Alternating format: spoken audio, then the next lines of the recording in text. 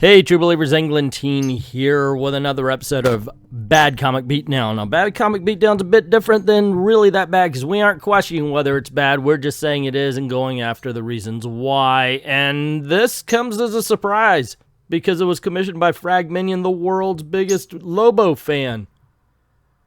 And if he says it's bad, it must be really bad. Anyway, if you would like to commission a video just like FRAGMINION, go on over to Ko-Fi, links in the description below. Pick out your topic, pick out your subject, we'll get that right to you. I've even changed up a few things, so there's new subjects, new topics and such. And you could even do across all of the channels. So, with all that aside, and without further ado, let's get this party started. And look into Lobo Demon Helloween. Always take a look at the cover first. Lobo Demon Helloween title, okay, everything's cool, but I gotta tell you, the design there is absolutely 100% Kevin Maguire design. I've seen it many times. The mouth, the teeth, the whole 9 yards. A little bit Kirby, a little bit Kevin Maguire. It's not bad. It kind of hides the central figures behind the teeth a bit, but what you gonna do? There's a one-eyed yellow idol in the crater on the moon. There's a look about its face to make men fear. There's a grave that it is guarding, but the writing is long since gone as the idol's aged 100,000 years. It stood that way for eons, gazing sightlessly to earth, affected by no rain or snow or hail. But the bounty hunter Lobo has a wicked sense of mirth, and the idol plays no more part in this tale. I don't get it. How can you call a book bad if it announces that it's going to waste your time right up front? I mean, this could possibly be the most honest book ever made. He'd been going to party to celebrate Halloween on a world so rude it doesn't have a name. At least not one we can mention, a family magazine, but the inhabitants' favorite pastime is to maim. Alas, poor Yorick, I fragged him well. Yeah, no kidding. He makes the freaking Three Stooges sound there. I suppose the demon is also narrating this, and that's why it's the bad rhymes. And seriously bad rhymes, considering maim was rhymed with a name from the other panel. Anyway, we're moving on. Being seriously short of cash for the booze to take to the bash, he'd chosen a job from Tartan's bounty list. The only one of worth was on this scuzzball planet Earth. He'd been there before, no wonder he's pissed. Come on, Geekwad, hurry it up. Last guy to keep the main man hanging around, still hanging around himself by the fraggin' neck. So we see the demon jump out on Lobo's back, and he's wearing what looks to be a Bill Clinton mask, and with some of the worst rhymes I've ever seen written for the demon, they don't always rhyme. The stranger took him blindside, with a body-jarring slam, dropped him to the ground with senses reeling. He could swear the fist that hit him was a battering ram, once, twice, thrice, this time with feeling. And then, of course, acknowledgement, The Green Eye of the Yellow God by J. Milton Hayes. There you go. Okay, cool. To be attacked in the outer space by a brute with Perez's faces, who drives your spine damn near through your skull, is unusual, to say the least. But when you're dealing with a beast like Lobo, life is never, ever dull. Honestly, find a meter, man. Seriously, just find the meter. Meter is rhythm for poetry. Anyway, it's way off here. I don't know. I'm trying to get into it. Not quite so well there. And why on any earth would Jason Blood or the demon decide that they needed to wear a Halloween mask, especially of Bill Clinton, at any time and any place? What the frag's going on, you ugly bastard? You got 1 second to tell me before I rip you the fraggin' part. Suck on that, honey. I kid you not, that's the line the demon calls Lobo honey. Then says, trick or treat, Lobo, takes off the mask, and Lobo's like, hey, I don't have time to play around you, I'm with you, I'm waiting for the boss. And of course, then he realizes. Lobo wants to bounce, but Demon reminds him that Lobo always keeps his word, so he says, yeah, well, that's the last time I accept a job without finding out who was doing the hiring. And Demon says, well, then I've got to fight for you. And the demon said to Lobo, well, you're probably wondering why there's a tomb on the moon. He says, not me, guy. I don't give a flying frag. And the demon decides to tell the story. Anyway, 100,000 years ago, the matriarchy was done. Men sought a more manly god like bear or bull or even cod, and after much experiment they settled on the sun. He was big and round and powerful, his light lit up the day. They happily worshipped his shining face, spread his gospel all over the place, but worried at night when the sun went away. Lobo gets angry like the rest of us, yelling, okay, which bear gets the porridge, but the demon continues. The man who'd pointed at the sun was now the village priest. He made up really great stories and his status fast increased. He told of a terrible monster, the sun god's very own shadow. It hid in the day and haunted the night, a truly nefarious baddo. According to the Hitchhiker's Guide of the Galaxy, Alan Grant poetry is, of course, the third worst in the universe. The second worst is that of the Asgoths of Kree. During a recitation by their poet master Grunthos, the flatulent, of his poem Ode to a Small Lump of Green Putty I Found in My Armpit one Sunday morning, 4 of his audience died of internal hemorrhaging, and the president of the Mid-Galactic Arts Nobbling Council survived by gnawing one of his own legs off. Grunthos was reported to have been disappointed by his poem's reception, and was about to embark on a reading of his 12-book epic entitled My Favorite Bath Time Gurgles, when his own major intestines, in a desperate attempt to save humanity, leapt straight up through his neck and throttled his brain. The very worst poetry of all perished along with its creator, Paul Neil Milne Johnston of Redbridge. In the destruction of the planet Earth, Alan Grant poetry is mild by comparison. He told them it looked like a dragon with a dash of mad kangaroo. He told them it loved to eat people, and he called it the Malak Karoo. I will not eat them in a box. I will not eat them with a fox. I will not eat them here or there. I will not eat them anywhere. I will not eat them, Sam I am. I will not eat green eggs and ham.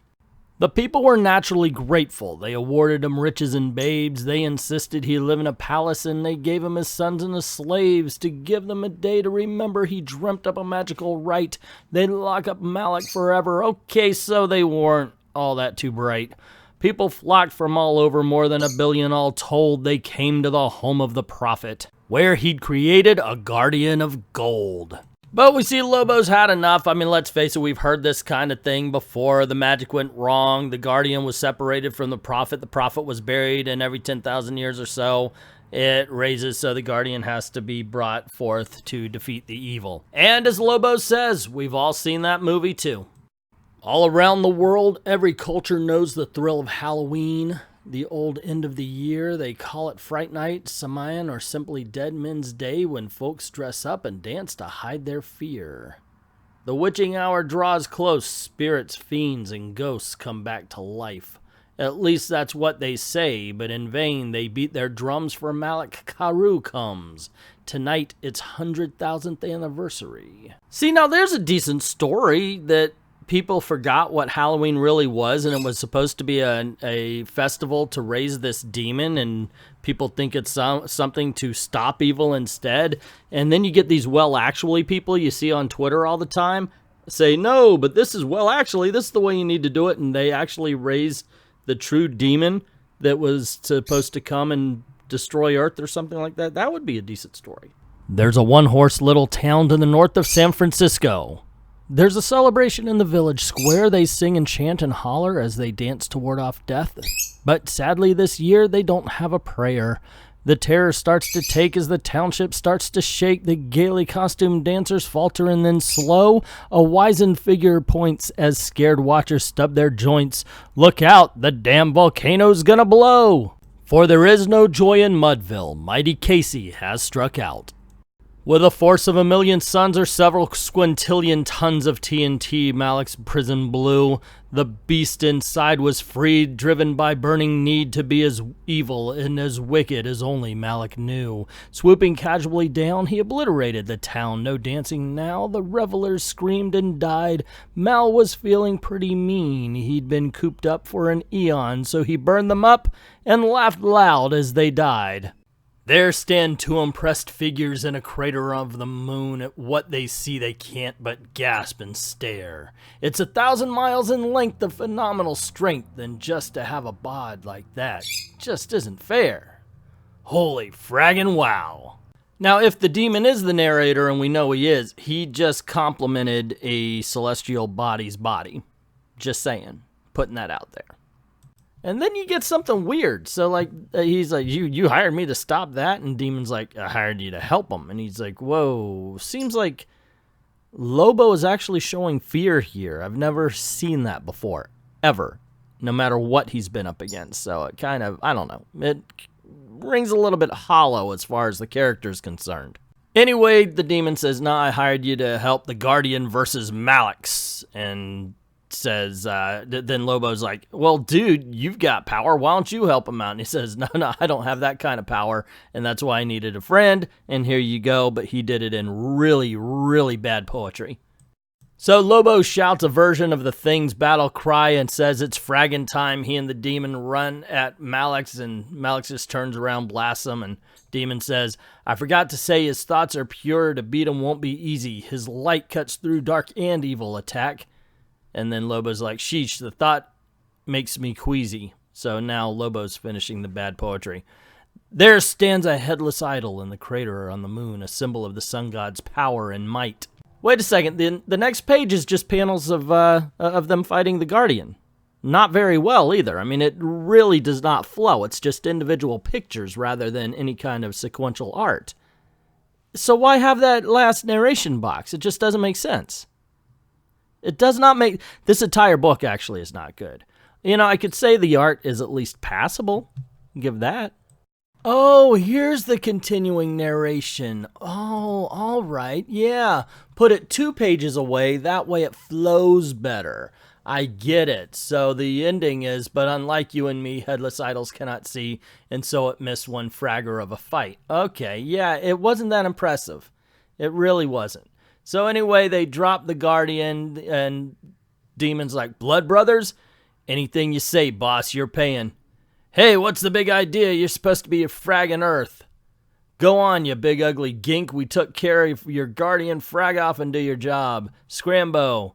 And the Demon says, predictable as ever, Bo. To you I doff my cap. Once more your flattering silvery tongue land us in the crap. This sucks.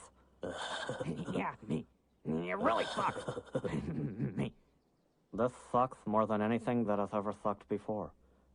So the dragon creature swallows them, and Lobo's like, oh my gosh, we're being eaten. Is there anything we could do? Because, you know, Lobo is always prone to panic. And the Demon says, yeah, there was this one-eyed statue, and the one eye is like this jewel or something that we could use to stop him. And Lobo's like, hold on there, guy, I can explain. And that's when Malik, I guess we're dealing with Malik, right? The Guardian was the other thing? I thought the Guardian, okay, anyway, moving on, the Malik spins upward, causing them to go towards the gizzard, and he actually says, Fetal's gizzard, hey look, it's the beast gizzard, and Lobo uses his chain to stop him from falling into the gizzard's stomach acid, I guess, which if it's sloshing around like that, you would think when it was going down, the stomach acid would pour over him. You know what? I'm thinking too much. Somebody had to approve this. That's what's weird about all of this. Somebody wrote this and someone went, oh, wow, yeah, that's good. Or they just went, yeah, we can't do better. Another fine mess you got me into, Demon. Save your breath. Don't even move in case we start to slip. Now carefully look upwards. Your hook loses its grip. Roundabout now be good time for some magic. Big ears, a vanishing act, say. No magic I know can topple this foe, but trust Detrigen's brains, one chance remains. Right about now you're missing those Rob Liefeld comics, aren't you? Yeah. And so we see Malik flying towards Earth so he could destroy it, which I thought, didn't Lobo and the Demon say that's what you're supposed to do, go do it? Anyway.